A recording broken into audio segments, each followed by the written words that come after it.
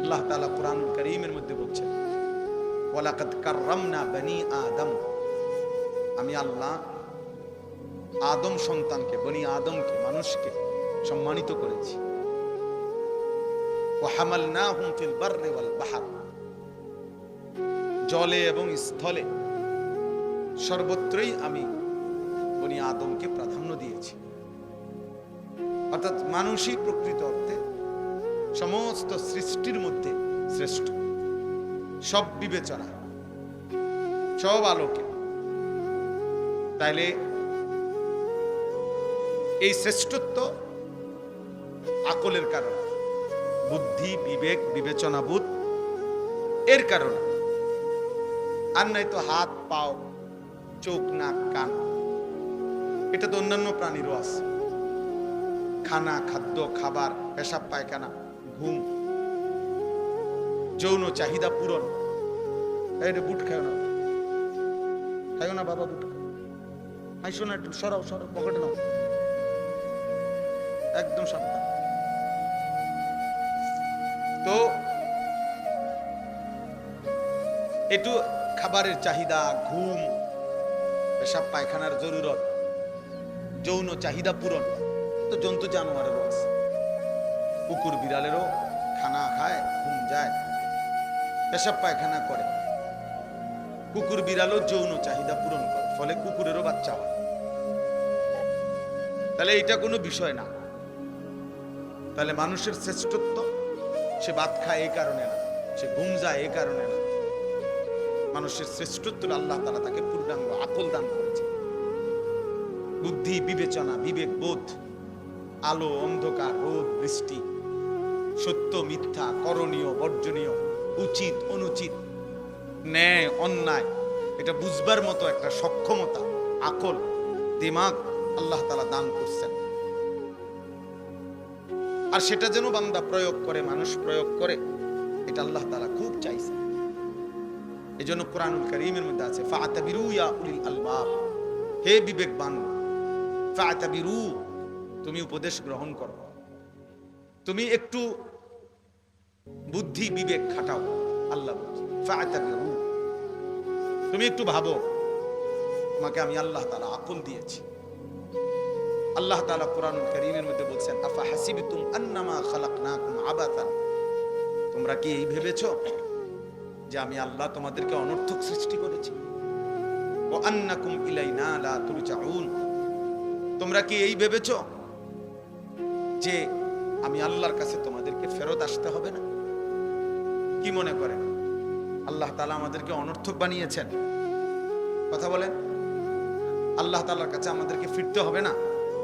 তাইলে কোরআন শরীফে আছে সূরা ইয়াসিনের মধ্যে, পূর্ব জামানার একজন ব্যক্তি ইমানদার, পুরা জাতি বেঈমান, তো সবাই যখন তাকে ঘিরা ধরছে যে তুমি আমাদের এই মূর্তি পাথরের পূজা করো না কেন, তখন তিনি বলছে, সমস্ত জাতির মোকাবেলায় একজন ইমানদার, সে বলছে, ওমা লিয়া লা আ'বুদুল্লাযী ফাতারানী ওয়া ইলাইহি তুরজাউন, হে আমার জাতি, বলো কি তোমরা, আমি কেন সেই আল্লাহর ইবাদত করব না যিনি আমাকে সৃষ্টি করেছেন? আমি তার ইবাদত করব না কেন, অথচ তিনিই তো আমাকে সৃষ্টি করেছেন। ওয়া ইলাইহি তুরজাউন, এবং আমাকে তো তার কাছেই সকলকে, আমাদের সবাইকে ফিরে যেতে হবে। তো যেহেতু তিনি সৃষ্টি করলেন, তার কাছেই ফিরতে হবে, তো আমি তার গোলামি করব না কেন? তো পুরা কওম তাকে ধরে মাইরা শহীদ করে ফেলছে, মেরে ফেলছে। তো মৃত্যুর পূর্ব মুহূর্তে আল্লাহর আদেশে ফেরেশতা এই ইমানদার ব্যক্তিটার সামনে তার জান্নাত, তার জান কবজ, রুহু যাওয়ার আগ মুহূর্তে তুলে ধরছে। তুলে ফেরেশতা বলছে সামনে আইনা জান্নাত, কিলা দুখুলিল জান্নাহ, হে ইমানদার, এই জান্নাতে ঢোকো। তখন এই ইমানদার বলছে, ক্বালা ইয়া লাইতা কওমি ইয়ালামুন, হায় আমার জাতি যদি বুঝতো, জানতো যে তারা আমাকে হত্যা করে তারা লাভবান হয় নাই, বরং আমারে আল্লাহ মাফ করে দিছে আর আল্লাহর সম্মানিত বান্দাদের অন্তর্ভুক্ত করে দিয়েছে। বিমা গাফার আলী রব্বি ওয়া জাআলানি মিনাল মুকরামিন। আমারে তো আল্লাহ মাফ করে দিছে, আমারে তো জান্নাত দেখাই দিছে, আমারে তো জান্নাতি সম্মানিত বান্দাদের অন্তর্ভুক্ত করে দিয়েছে। তাহলে ওরা না মনে করছে মাইরে লাইলাম, শোয়াই লাইলাম, হত্যা করে ফেললাম, কিন্তু তারা যদি জানতো, দেখতো যে দৃশ্য জান্নাত আমি দেখতেছি, তাইলে তারা বুঝতো আহা আল্লাহ তো আমাকে দামি বানায় দিয়েছে। এই জন্য ভাই আল্লাহ তাআলা আমাদেরকে মানুষ বানিয়েছে। আজকে তোমরা অনেক ছেলে পেলে সুস্থ সবল, শরীর স্বাস্থ্য মেধা যৌবন সব ঠিক আছে, পাগলও না ছাগলও না, প্রতিবন্ধী না মাতাল না, সুস্থ মানুষ। অথচ তোমাদের শত শত ছেলে পেলের দিমাগে আল্লাহ তাআলার কোনো কথাই ধরে না। হালাল হারাম জায়েজ না জায়েজ, করণীয় বর্জনীয় কোনো অনুভূতিই নাই। এক জন্তু জানোয়ারের মতো জীবন, যে জানোয়ারের জীবনের মধ্যে কোনটা বৈধ কোনটা অবৈধ, হালাল কোনটা হারাম কোনটা, মাকেও দেখে, রাস্তার নারীকেও দেখে, বনের দিকেও তাকায়, মোবাইলের উলঙ্গ ছবির দিকেও তাকায়। তাহলে এ তো হালাল হারাম কোনটার অনুভূতি নাই, এই তো জানোয়ারের আখলাক, জন্তুর আখলাক। এই জন্য এটা বোঝা উচিত আল্লাহ তাআলা আমাদেরকে মানুষ বানিয়েছে। ইন্না খালাকনাল ইনসানা, আল্লাহ বলেন নিশ্চয় আমি মানুষ বানিয়েছি। লাকাদ খালাকনাল ইনসানা, আমি আল্লাহই মানুষ বানিয়েছি। ফি আহসানি তাকওয়িম, সবচেয়ে সুন্দর আকৃতিতে, সবকিছুতে শ্রেষ্ঠ বানাইছি আমি মানুষকে। এই জন্য এই বাবারা আছেন, জওয়ান ছেলে তোমরা আছো, আমরা সবাই এটা ভাবা উচিত যে আমাদেরকে আল্লাহর কাছে ফিরে যেতে হবে এবং আল্লাহ তাআলা আমাদেরকে অনর্থক বানান নাই। আল্লাহ তাআলা বলেছে ফাজআলনাহু সামিআন বাসীরা, আমি আমার প্রতিটা মানুষকে, বান্দাকে শুনবার এবং দেখবার যোগ্যতা দিয়েছি। ইন্না হাদাইনাহু সাবিলা, এবং আমি প্রত্যেকটা মানুষের জন্য আমার হেদায়েতের রাস্তা বলে দিয়েছি। এরপরে আমি দেখতেছি ইম্মা শাকিরান ওয়া ইম্মা কাফুরা, একে তো তাকে আমি শরীরে চোখ নাক কান হাত পা অঙ্গ প্রত্যঙ্গ দিয়েছি, আবার আমার হেদায়েতের রাস্তাও বলে দিয়েছি। আমি নবী পাঠাইছি, রাসূল পাঠাইছি, নবী রাসূলদের পরবর্তী উলামা বুজুর্গ আউলিয়া মাশায়েখ তাদেরকেও পৃথিবীতে পাঠিয়েছি। আমি আমার আসমানি কিতাব পাঠিয়েছি, তার সব ব্যবস্থাপনা দিছি। এবার আমি আল্লাহ দেখতেছি ইম্মা শাকিরান ওয়া ইম্মা কাফুরা, আমার কোন বান্দা আমার প্রতি কৃতজ্ঞ আর আমার কোন বান্দা আমার প্রতি অকৃতজ্ঞ।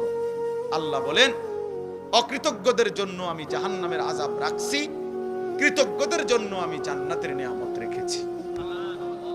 ইন্না আ'তাদনা লিল কাফিরিনা সালাসিলা ওয়া আগলালান ওয়া সাঈরা ইন্নাল আবরারা ইয়াশরাবুনা মিন কাসিন কানা মিজাজুহা কাফুরা। এজন্য দোস্ত বাপ সবাই মিলে নিজেকে কেউ মিথ্যা নাফরমানি আল্লাহর অবাধ্যতা করে চালাক ভাই বড়। তুমি বুদ্ধিমান না ভাইয়া, বাবা আপনি বুদ্ধিমান না। কোন সুদখোর বুদ্ধিমান হইতে পারে না, কোন ঘুষখোর বুদ্ধিমান হইতে পারে না, কোন হারামখোর, কোন ধোঁকাবাজ প্রতারক চোর ডাকাত ছিনতাইকারী অবৈধ সম্পদ উপার্জনকারী এই বেঈমান নাফরমান বুদ্ধিমান না। কোন মদখোর গাঁজাখোর নেশাখোর কোন নারী লোভী চরিত্রহীন যুবক তুমি বুদ্ধিমান না।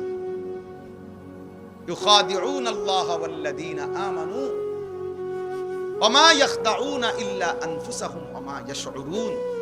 আল্লাহ তাআলা বলে যারা মুনাফিক, যারা মুখে দাবি করে মুসলমান কিন্তু যারা কর্মে মুনাফিক, যারা নিজেদেরকে জবানে বলে মুসলমান, আমিনান নাসি মান ইয়াকুলু আমান্না বিল্লাহি ওয়া বিল ইয়াউমিল আখির ওয়া মা হুম বিমুমিনিন। আল্লাহ বলে মুখে তো বলে আমি আল্লাহরে মানি, আখিরাতকে মানি। আল্লাহ বলে আমি বলি ওরা ইমানদার নয়, মুনাফিক। কর্মে তো প্রমাণ হলো না। তো আল্লাহ তাআলা বলেন ওরা ভাবতেছে আমি আল্লাহকে ধোঁকা দিচ্ছে, ওরা মনে করতেছে আমার ইমানদার প্রকৃত যারা ইবাদতওয়ালা বান্দা তাদেরকে ধোঁকা দিচ্ছে। আল্লাহ বলে না, শোনো বেঈমান মুনাফিক, তুমি মূলত তোমার নিজেকে ধোঁকা দিচ্ছ, তুমি বুঝতেছো? তুমি তোমাকে ধোঁকা দিচ্ছ। তোমার কারণে নামাজি আটকিবে না, তোমার কারণে সেজদাওয়ালা আটকাবে না, কোন ইমানদার আটকাবে না। ঠিকই তুমি আটকাই যাবে, ঠিকই তুমি আটকাই যাবে। এই জন্য আমরা প্রত্যেকেই এই প্রতিটা ওয়াজ, ছোট বড়, প্রত্যেকটা মাহফিলের বয়ানের এটা একটা মূল ফিকির। এই ছোট বড় যত ওয়াজ হয়, ওয়াজ মানে নসিহত। এই উপদেশের মাকসাদ কলিজার পরিবর্তন, জিন্দেগির পরিবর্তন, নিজের মধ্যে ভাবনা আসা, বিবেককে কাজে লাগানো, বিবেককে কাজে লাগানো। যদি কারো কাছে হালাল হারামের পার্থক্যই না থাকে, সে আর মানুষ থাকে না,